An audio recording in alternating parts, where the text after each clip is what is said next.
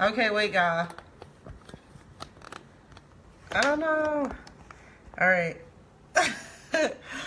Okay, I gotta find LaErica.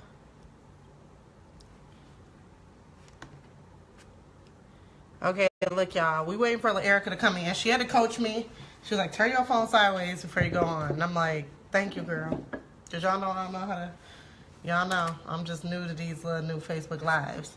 Okay, so we are gonna bring Erica on, and I decided. I don't know if I'm gonna wear my glasses. They kind of got bent right before this. So, okay, did I do it right? Are we're not side by side? Yeah, normally it do it and it'd be like side by side. How do you? Okay. I don't know. How do you? Okay, give us a moment to troubleshoot, y'all. I'm about to try to, cause I'm still trying to figure this out. Oh, it let me zoom in. Let me see. I see other people do it all the time. Me too. I really do it. Wait. Is that something you got to do before the fact? I think so. No, wait a minute. Maybe I discovered something. I went to here we go. Did we do it? Wait. No. Oh. I did something. Oh, it just switches it. Okay. I don't know. I have no idea. Okay. So we will have to go about this as we usually would. So anyways,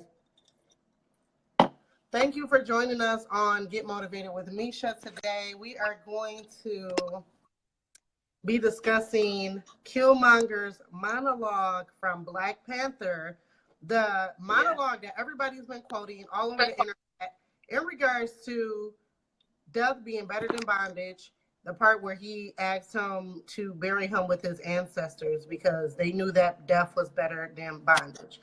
Now, so this is so funny because since I've seen this movie, I've been able to get various opinions and feedbacks on this from Black people that are not Black. Some non-Black people thought it was very dramatic, but that was just right up Marvel's fashion, because that's they say that they feel like Marvel always has some dramatic monologue scene, so that's more so why I thought it was dramatic. But if you guys haven't read my blog post, 5 Reasons Why Black People Love Black Panther, then that is why we are here today, because I wanted to dig a little deeper on that particular subject, because as I was writing my blog post, I immediately thought of LaErica. I really did. And I was just like, dang, that was a deep quote. But I feel like this generation literally thinks like that, right? And I was like, yep. I'm just waiting for LaErica to come say something. I'm waiting for her to be on our heads about this. And she literally said something about it. And I was like, I literally thought about you when I wrote that part of the blog post, because I'm not going to say anybody can notice that, but if that's something that's kind of front of mind for you, that's something that you would kind of pick up on. So that's what we're going to be taking on today. LaErica is CEO of the Fight for Your Life campaign. So we're going to talk about how that monologue is really a common theme in some people's mentality, in regards to people that attempt to kill themselves, or people that want to give up, or people that get depressed. We both, I think, agree that is really a common mindset now in this particular generation. So did you want to touch on that a little bit more, LaErica? Yeah, because of course when I first heard it, of course I was in a movie theater, and I was just like, wow, that's deep. Like you said, throw me off the ship. Then I had to really think about it. Like, wait a minute. Like, basically he's saying suicide is better. Like, he was saying suicide was his only was the best choice in this case. And I was like, man, a lot of us feel like that. Like, that's really hot. like me personally, because I've dealt with it, like that's how you feel. You really feel like that's your only escape. Like suicide, you know, is better than waking up, you know, and feeling like an outcast. It's better than going to school, people bullying you. It's better than, you know, waking up and feeling alone every day in a house full of people. Like it's better.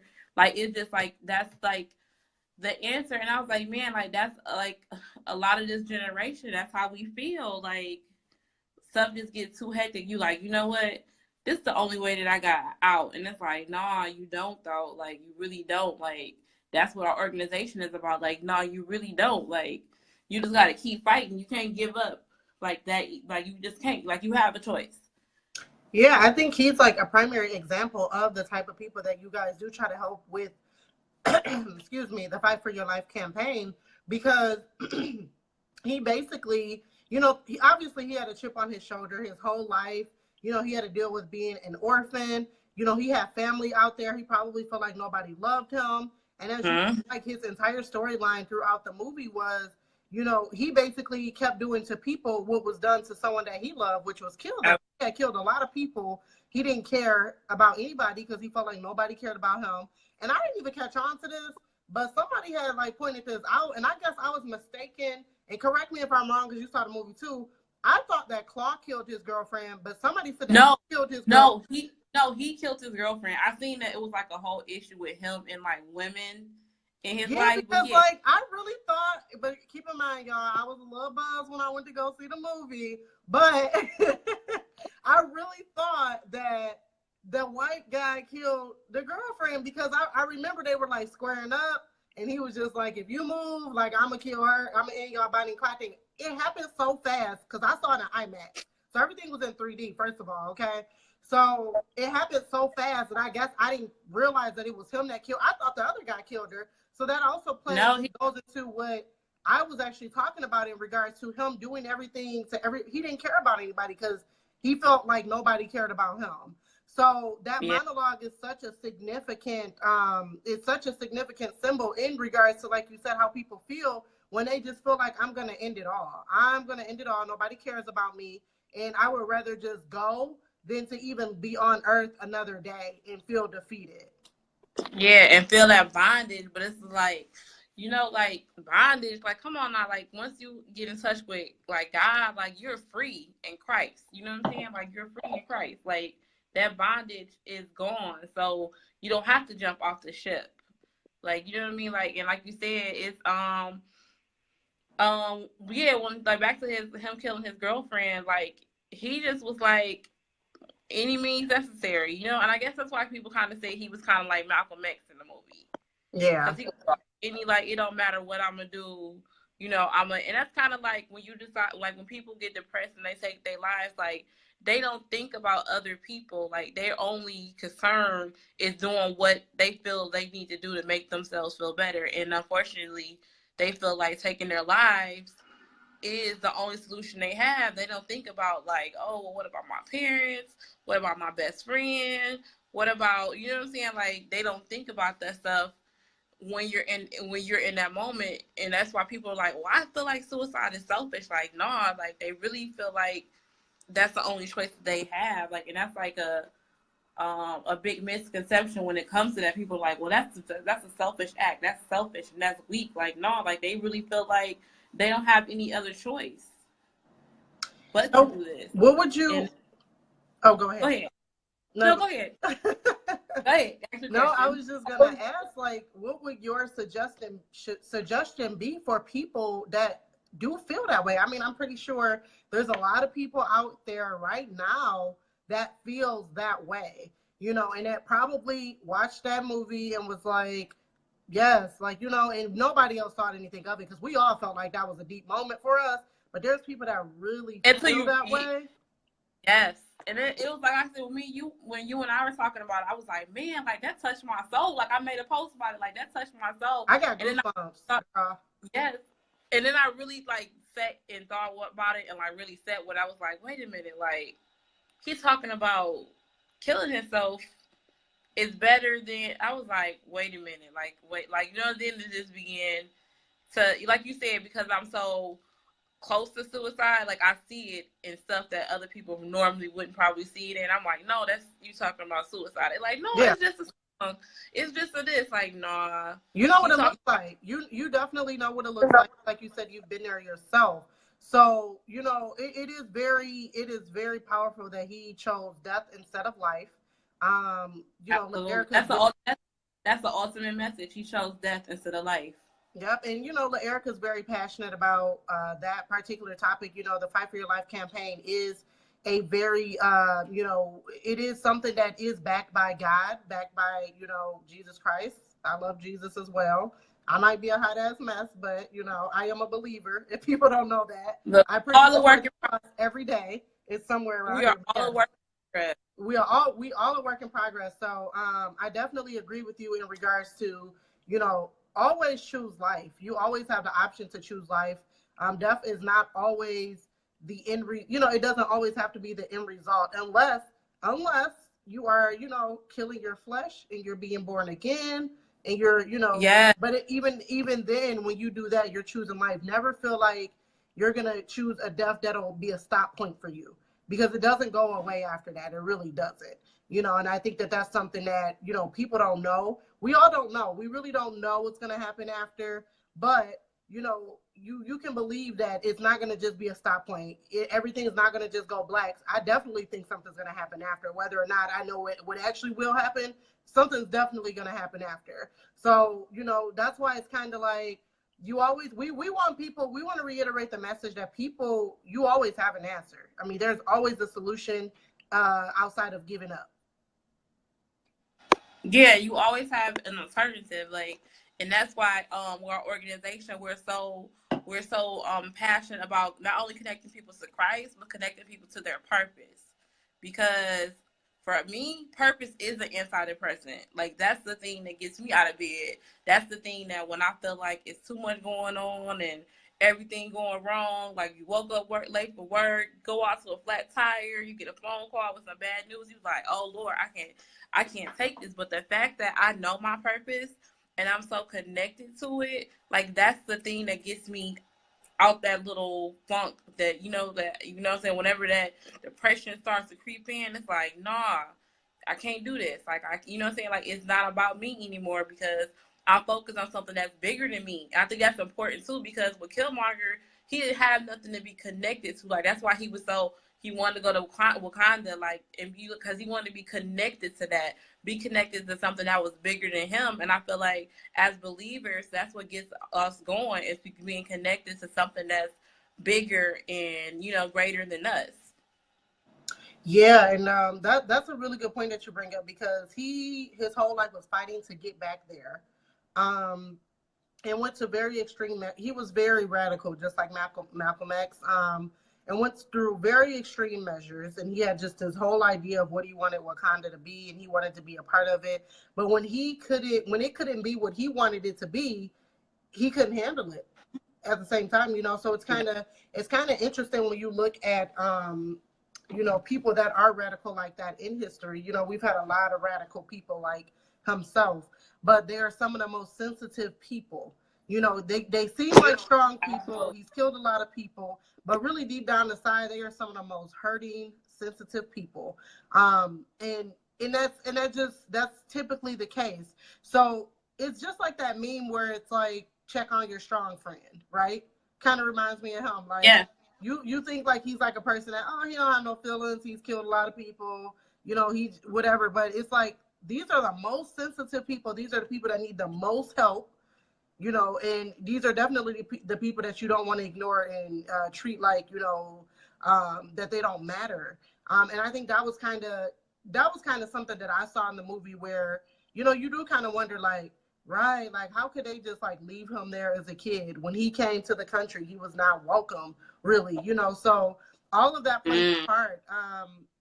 But yeah, just going back what I was about to ask earlier, what would be some suggestions from you to people that may feel like how he feels? What would maybe be 3 suggestions that you can give people? Because, you know, you're a life coach, Townsend. So, you know, I guess that's me trying to look out for the people and get y'all some free nuggets there. But yeah, what would you suggest?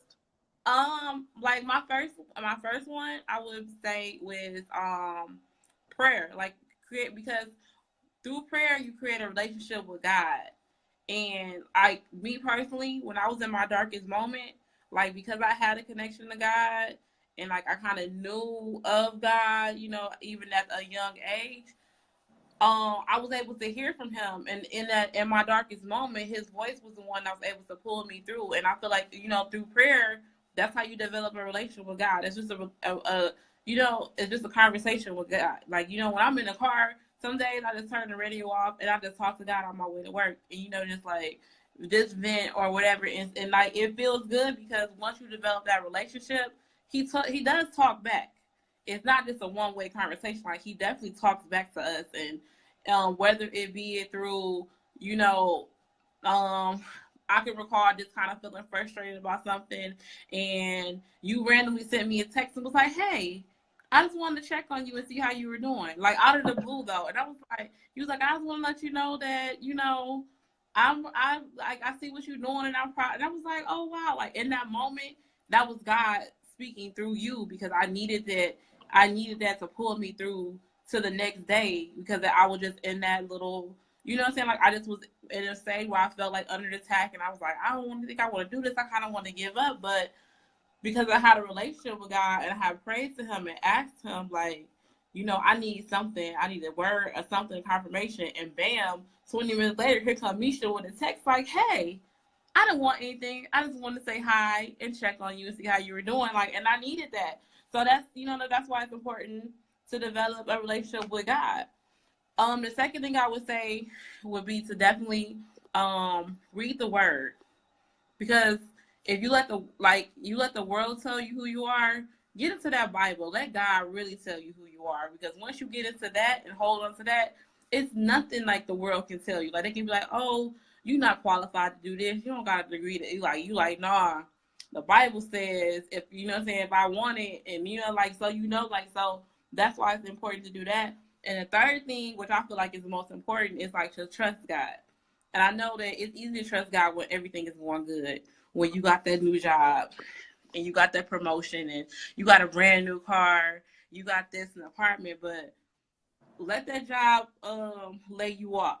Let your car get repoed. Let that eviction notice come in the mail. Then you like, but I promise you, like when you trust God in the darkest moments, when you want to give up and you just let him move, you'll realize like that, oh, okay, I had to go through this. Like me personally, I had to go through the pressure. I had to get to a point where I attempted my life. Like I had to get through all of that so that I could show somebody else that, yeah, I know how you got there. I know how it feels, but more importantly, I know how to get out of that.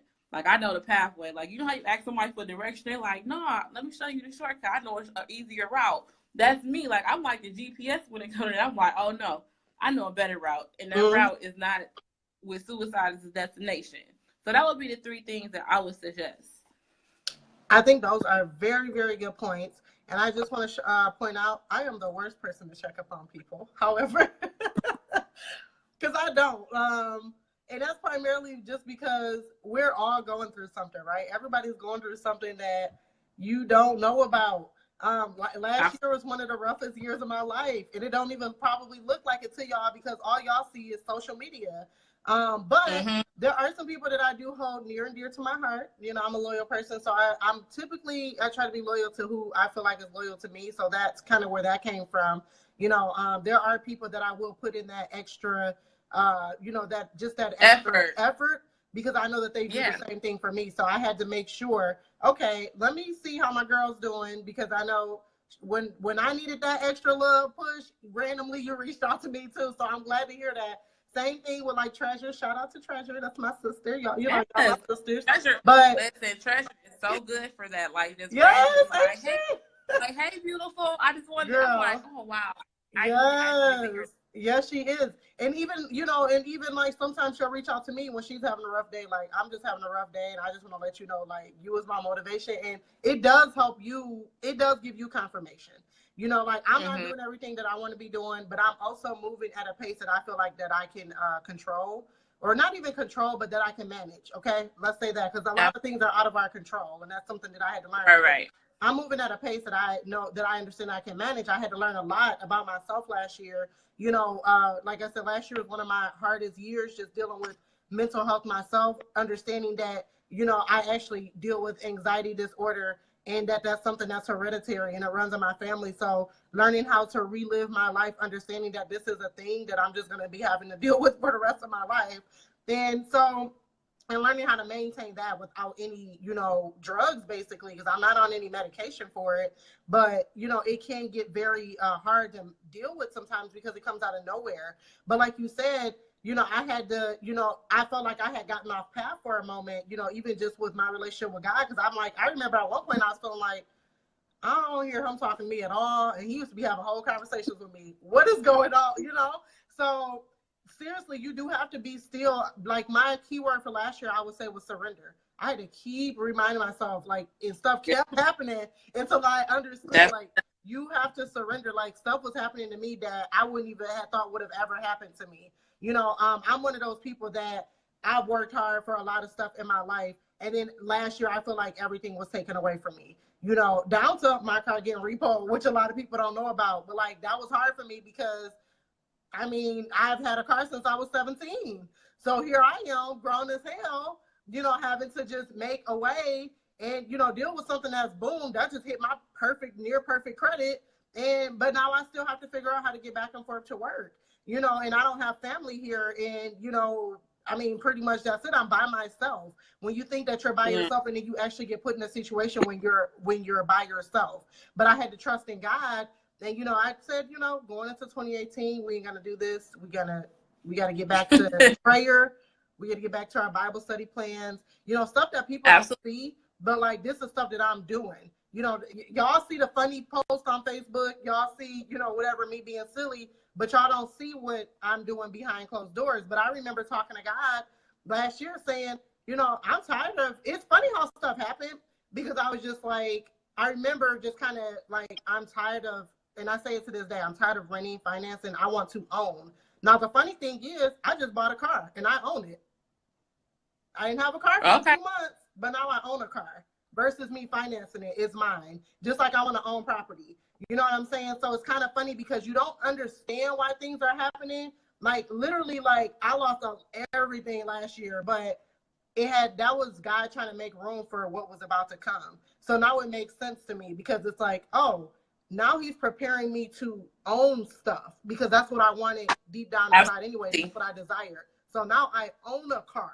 Aside from me financing a car, that means nobody can come and take it away from me. Now, you know, now I'm going to be working on owning property.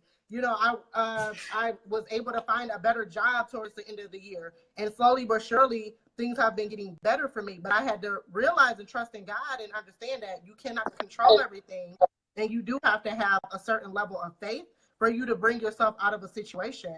And I also had to realize that everything that I thought I had before, that stuff didn't mean nothing. It was just stuff, you know. So I think that's a big part of, you know, the depression part of it. We get attached to things without realizing that it's just stuff, you know? It's just stuff. I was just going to say that, like, I got a cousin who kind of going through that, like, because he really prided himself, like, on material things of having this job, you know, having this type of car. Like, he got the car that he always, he has got the car that he always wanted, you know, and these things. And then, you know, then there was the thing of he lost his job that he had for years. He lost it, and, you know, in danger of losing his car. And I had a conversation with him on Super Bowl when we were talking, because, you know, my grandma was like, yeah, I think he's getting depressed. He's not like himself, this, that, and the other.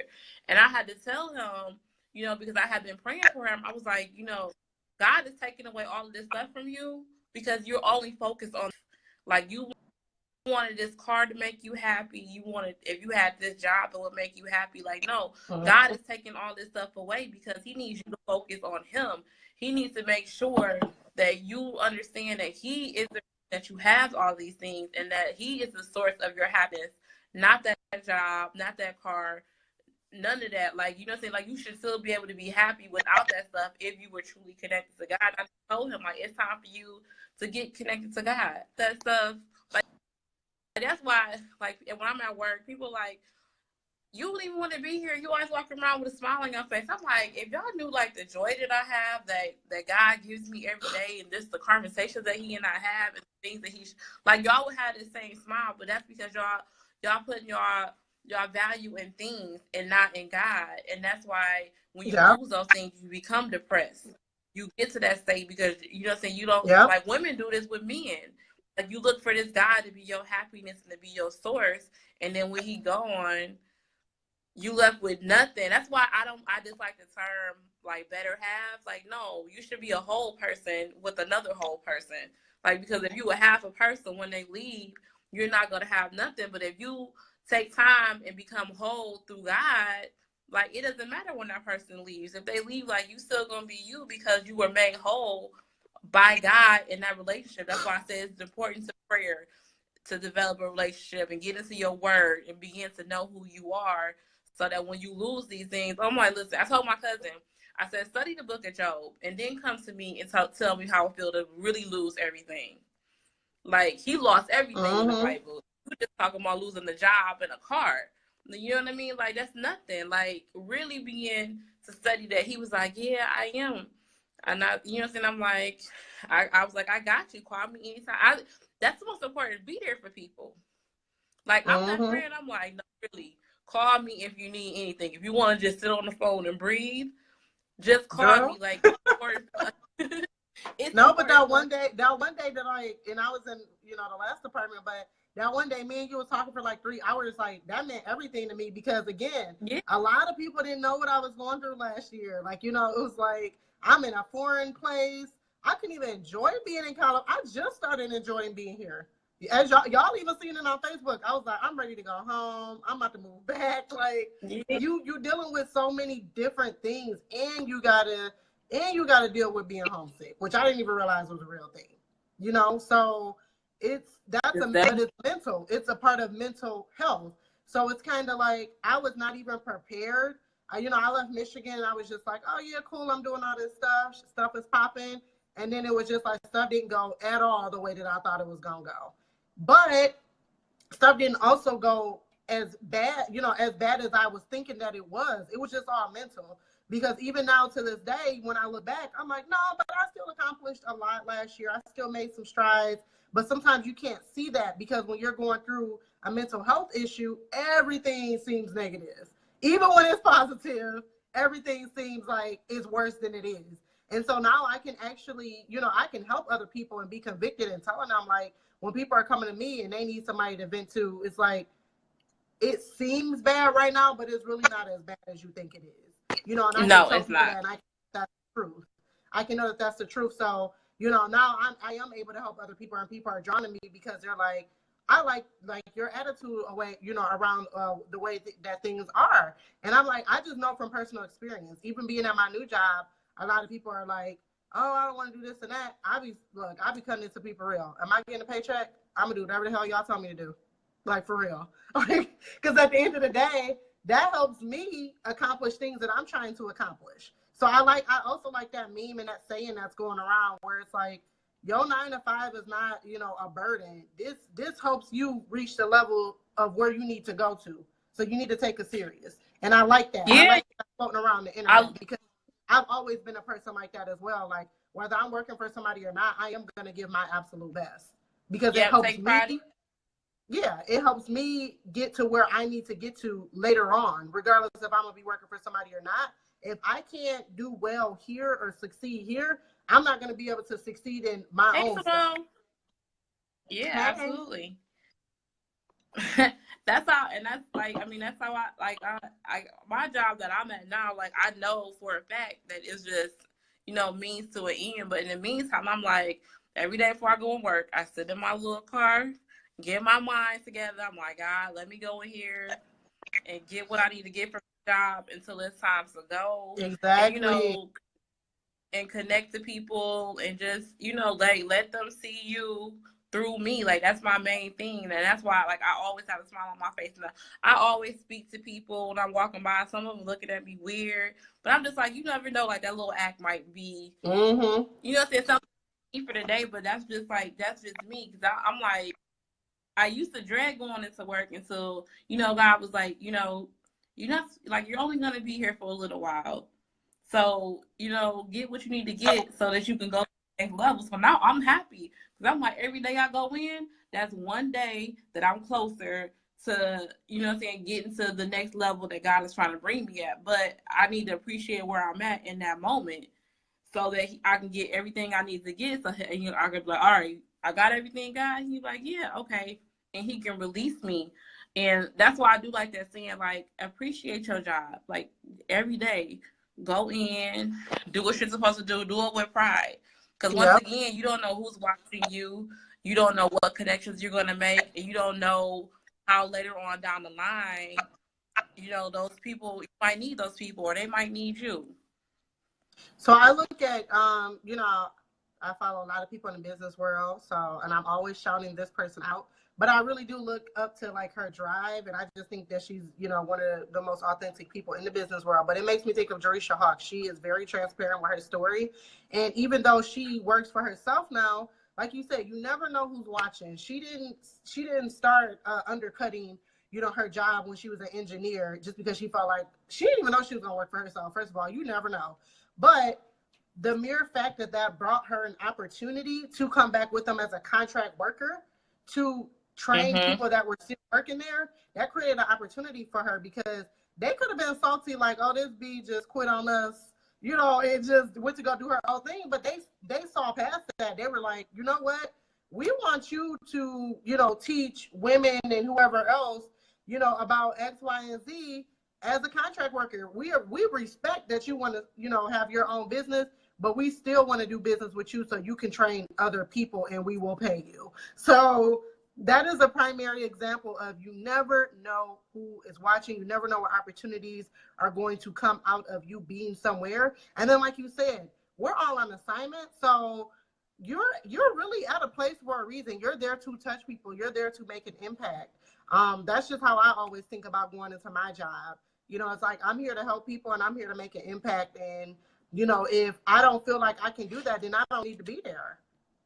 Absolutely. That goes for anybody. I never understood how people could be at work with an attitude. I never understood that about people. Like me and my one friend at work were talking about that. Like, if you don't like your job, like, don't find another job. It's easy.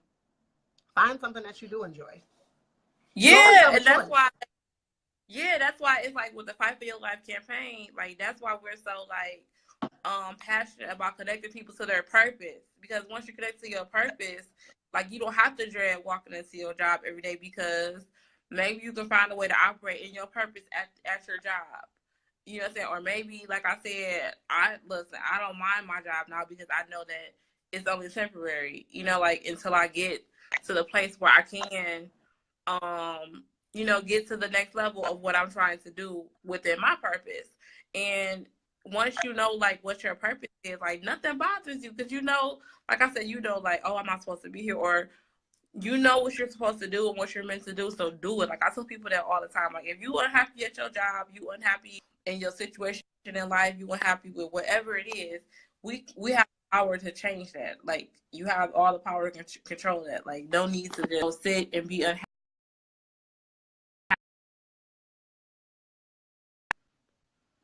Misha. Oh, there you go. Okay, I'm still here. Okay, great. Okay, yeah, it's froze for a Facebook likes to second. try to mess up from time to time. I see. It froze for a hot second. I know. I was like, I hope I don't have to do this in 2 takes like I had to last time.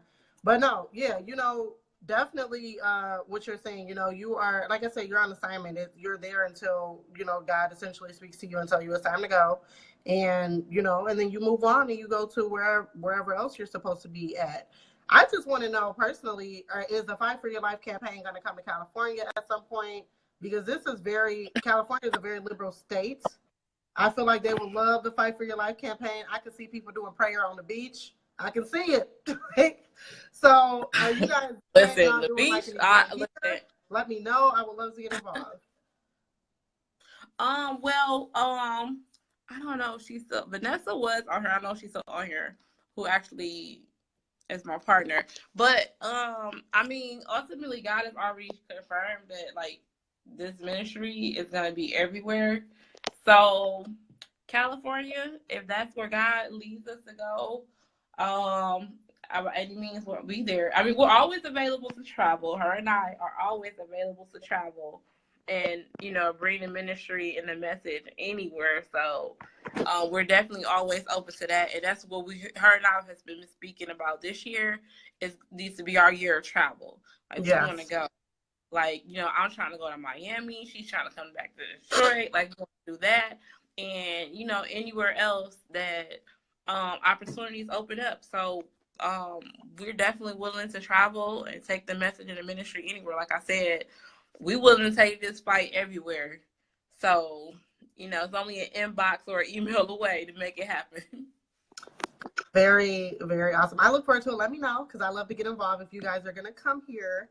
And then we can definitely coordinate something. I think that's the one thing that I've kind of been just like observing here, that, you know, I'm kind of used to, and you're probably used to being in Detroit, that it may be missing here in San Diego. I've been kind of trying to keep track of like the type of things that they do, but there's a lot of stuff that could be happening. So definitely anybody I'm connected to, I'm like, yeah, let's bring it here, and like, you know, let's get some people involved, and definitely just help spread the word and, you know, make that impact all over. I definitely think this should be a year of traveling for you guys for sure. I am definitely going to be having traveling mercies over you guys, praying for you. And to bring things back to circle so we can get this wrapped up, you know, we started this out talking about Killmonger's monologue.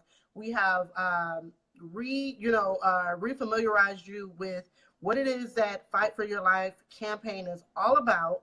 We've given you some tips on, you know, if you are feeling like you just want to give up and things are not worth it, we have given you some tips on how to get past that, as well as shared some personal experiences from both myself and LaErica. So this was a very transparent Facebook Live. That's what I'm always shooting for. You know, I like to keep it real.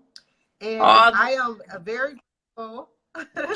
I'm very grateful for LaErica for joining me. I'm sure this won't be the last Facebook Live we do this year.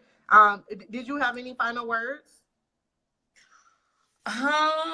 No, I just want to tell everybody, they can follow our page, Fight for Your Life Campaign Inc. on Facebook, Fight for Your Life Campaign on Instagram, and I connected to like the Detroit branch and all the other branches that are to come eventually, maybe California, who knows.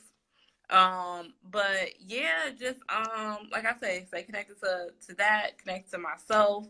Like I said, we're willing to bring this message everywhere, and showing you guys a real fighting strategy, a spiritual fighting strategy, like none other. Like, I know Floyd Mayweather got the best record, but hands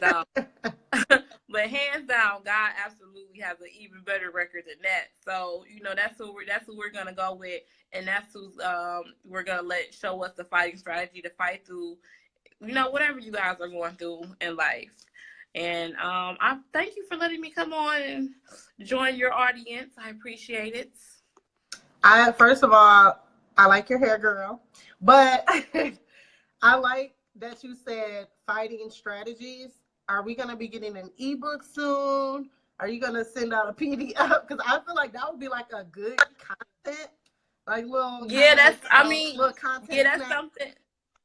Yeah, that's something that you know, we're working on. Just, you know, everything we're doing is approaching it from a spiritual standpoint. So yeah, that's why it's like, stay connected. We definitely have a lot of stuff coming out this year. Super dope. And I'm like super late, y'all, and this is totally off topic, but I'm just noticing that this Facebook Live looks like a newscast, and I'm just loving that. So I definitely have to do more. I'm like, this. I did a couple of them. But I'm just noticing on this one, like, dang, that's like being on a newscast. Like when you have the anchor and then they have the person that's like, that's super sweet. So I gotta do more of those. I'm the journalist with the most. Speak it into existence then. Look, we're gonna have our own show. That's one of my 30, you know, by the time I'm in my 30 goals, we working on it. But I am super excited. So tomorrow, guys, I am actually going to be guesting with Vienna Fernandez. She was actually on the post or on the Facebook Live, and she commented. I am actually going to be guesting with her, so it'll be her Facebook Live, and we'll be on there talking all things mental health. So if you have any questions, definitely pop in the comments. I'll be answering all questions about mental health tomorrow. She has requested that I come onto her show, so I am very honored. So I had a couple back-to-back here. And then I'm super excited because I am going to be going back. I don't want to say relaunching. I did like our first episode of my podcast, but my podcast is officially on Apple iTunes. And I don't like to do flashy launches and whatnot, but I already had a podcast. Now we got on Apple iTunes. I'm going to be doing my very first podcast interview with Delina Sanders. She's going to be talking mental health with us. She's actually an African-American woman. I have interviewed her before when I had my blog before because she does poetry and all that stuff. But she actually has been prescribed and has been on medication for, like antidepressants and things of that nature. So she's actually going to share with us what it's like to have to take those and how she deals with mental health. So that'll be a very transparent interview. I'm very excited about that. And that'll be my first podcast interview.